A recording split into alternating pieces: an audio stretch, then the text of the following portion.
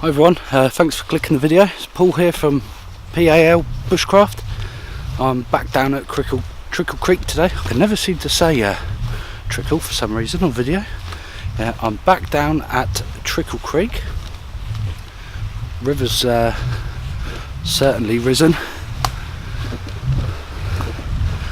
I'll show you that. Wow, I've never actually seen it this high before. As you can see, it's a lot deeper, a lot muddier, a lot faster than what it was on my last video. It's just a shame we don't get any fish or crayfish or anything in here.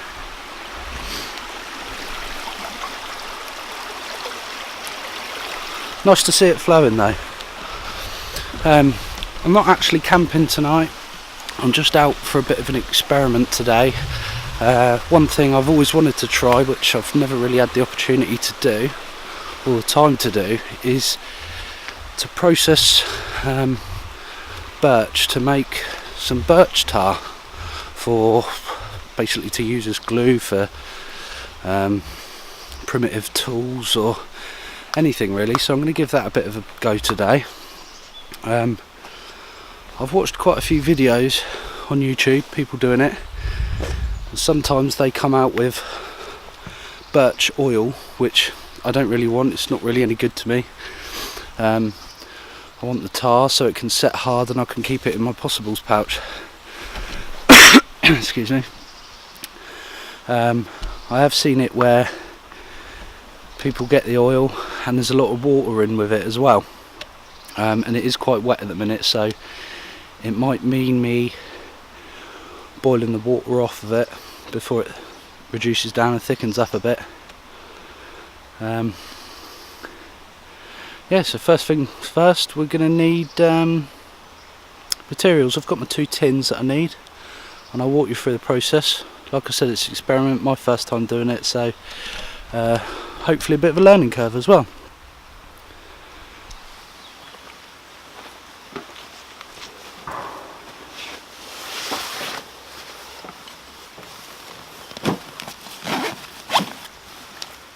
Bit of lunch, just a spare camera lens. It's not a massive tin, it's just a small one. I can cook some that out so I can have a nice coffee in a bit. And basically I'm going to fill this tin up with birch and birch bark, and then sink this smaller one in the ground with a small hole under there, create a fire around it, and hopefully it will extract the tar or oil from it and it will collect in this tin.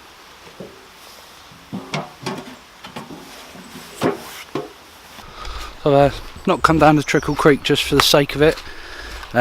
Reason I'm filming here today is I know that there is some down birch and it's not too far from the camp.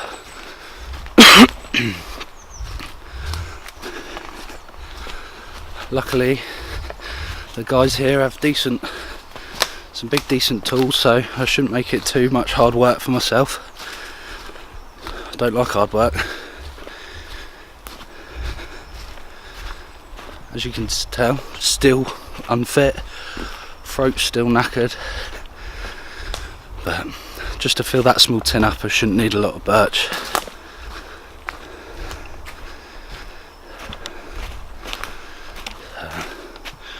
That looks alright.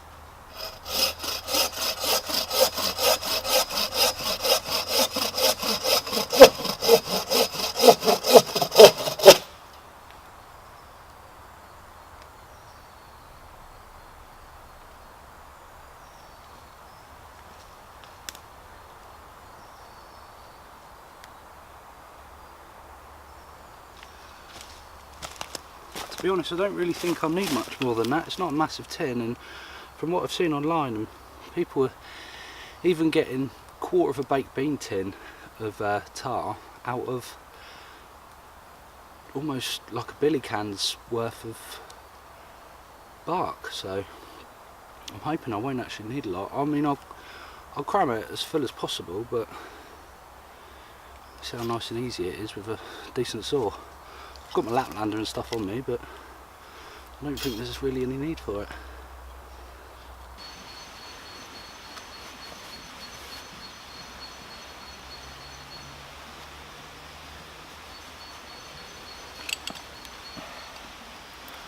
Using my new axe today. I got this off my friend Stuart. He didn't really get onto it. Get on with it. I need to make a new sheath and a new collar for it, but I've got the edge on it really nice, so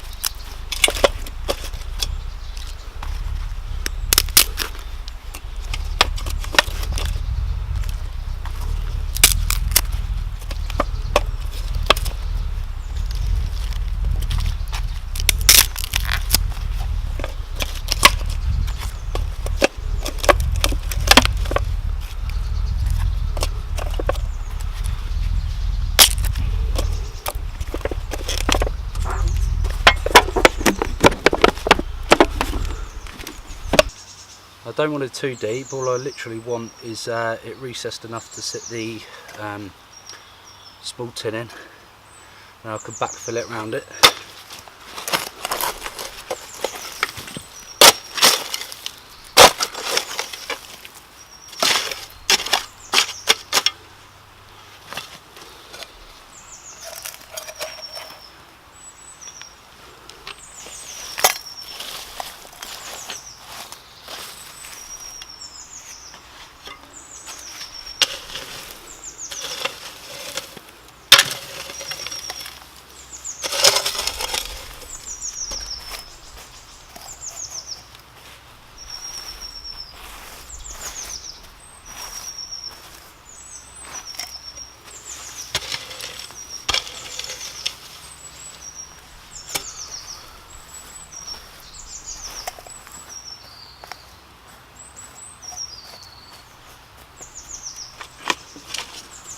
Then make sure to line the hole up.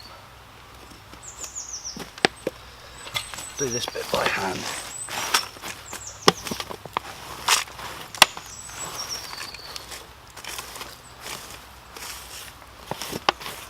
I don't want too much of the top tin covered up the sides, because obviously I want the heat from the fire to get all in around that. One thing I'm going to do is just put a small hole just to release any pressure, because I've seen that sometimes if you don't have any holes, the heat and the steam etc inside can pop the lid off, and I don't really want to be messing around trying to put a hot tin lid back on.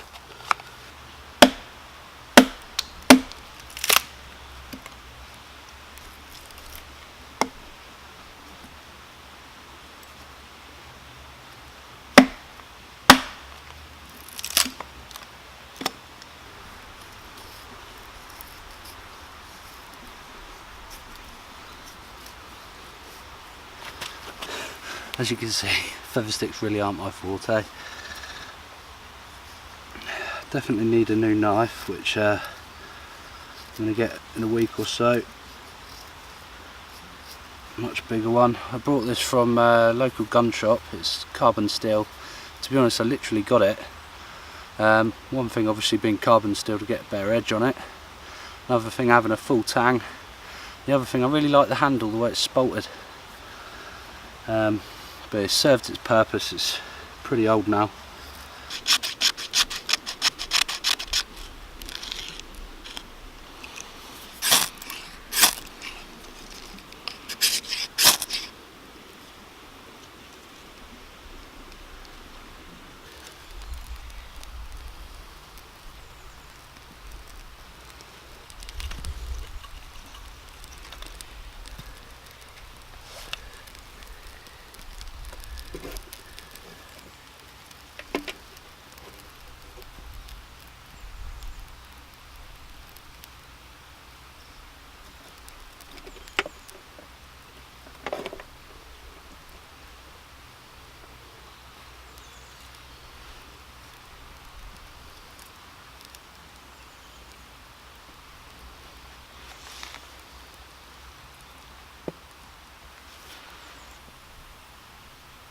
while I'm waiting for that to build up, I'm going to get stuff ready for a coffee. I'm going to have a cowboy coffee today.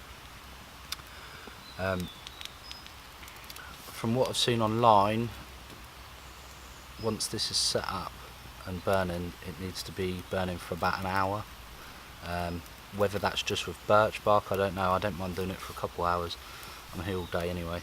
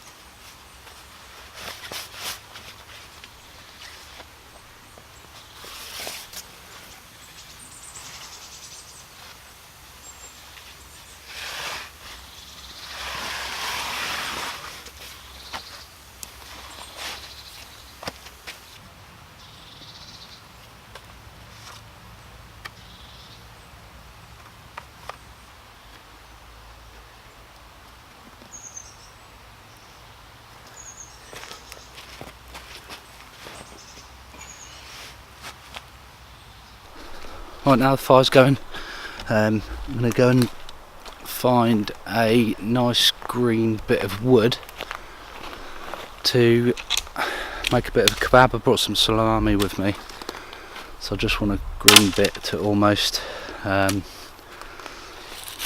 spit roast it over the fire. What I'm going to do is sharpen it so it's nice and easy to slide my salami onto. I use the back of a knife, take all the bark off, because the bark can harbour bacteria and give a bit of taste as well to whatever you're cooking on it. Coffee's boiling over now, so I'm just going to get that off.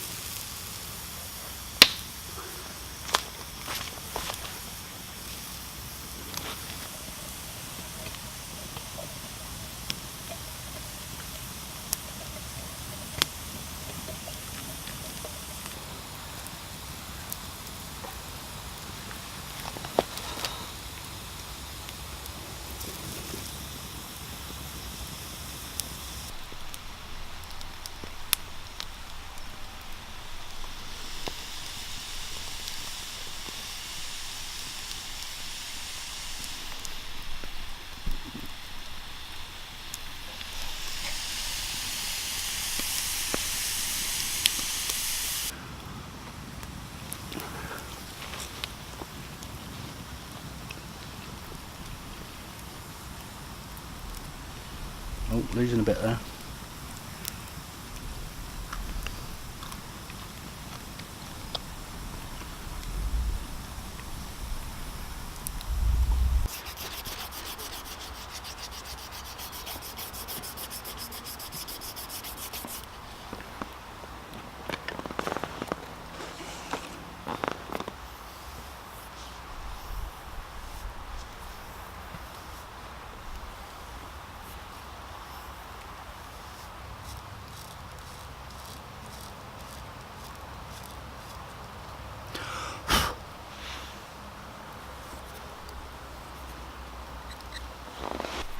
Right guys, fire's burnt down pretty well now. I don't want to let it completely go out, because if we have got tar in there, I don't want the tar to start cooling down yet, because it won't be as pliable, and I won't be able to add it onto my sticks. So I'm going to move the embers out of the way now, get the tins out, see what we've got, and then at least then I can push the embers back together again to burn down nicely. So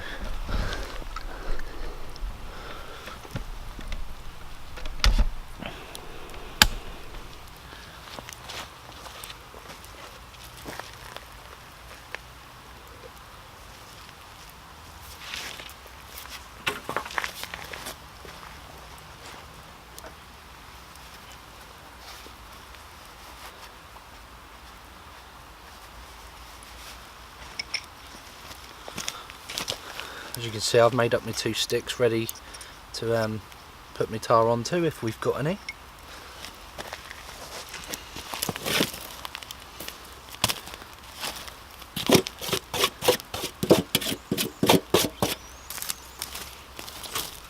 So I'm moving it well out of the way because as I've removed the top tin, I don't really want any ash or coals or anything falling into the tar itself. Oh, and we have as well. Look at that. Excellent. Let's get that out and then see how much we've got.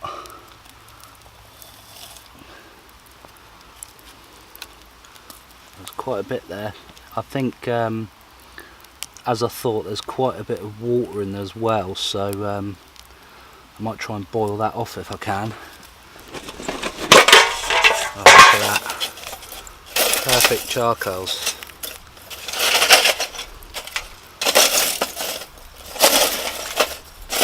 Now, they would take, they'd take a spark from flint and steel.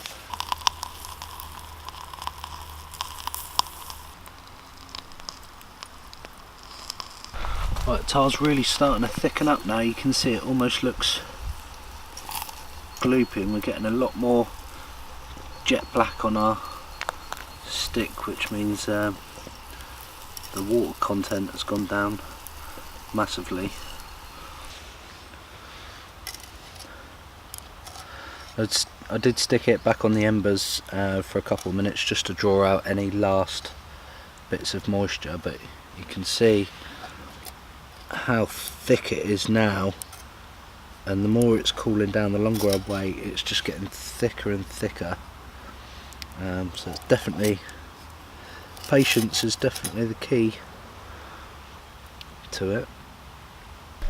Right, I've filled the fire pit up with 3 loads of water from the creek, just to make sure it's extinguished, and there's no heat whatsoever coming from there, so I'm going to do my bit, return the camp to how I found it.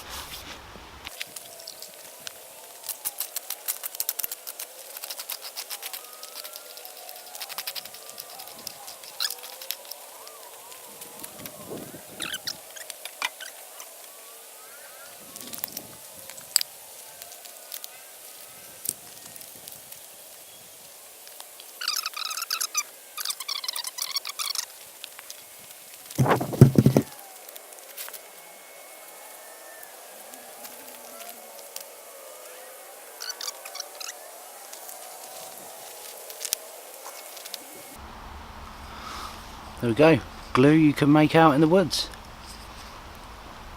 That would have been used for, so not here, but obviously gluing up birch canoes, or helping to seal water containers, helping to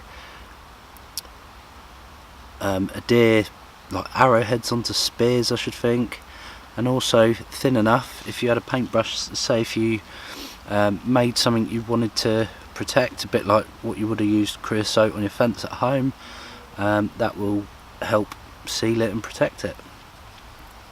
So I'm going to pop that in the TP along with the tins, and that'll set, and I shall pick that up maybe tomorrow. Thanks again for watching, guys. We've been down here at Trickle Creek. Oh, I managed to say it. I'm going to get off home with a shower, have some dinner, and get some editing done. So hopefully see you again soon. Thanks for clicking on the video.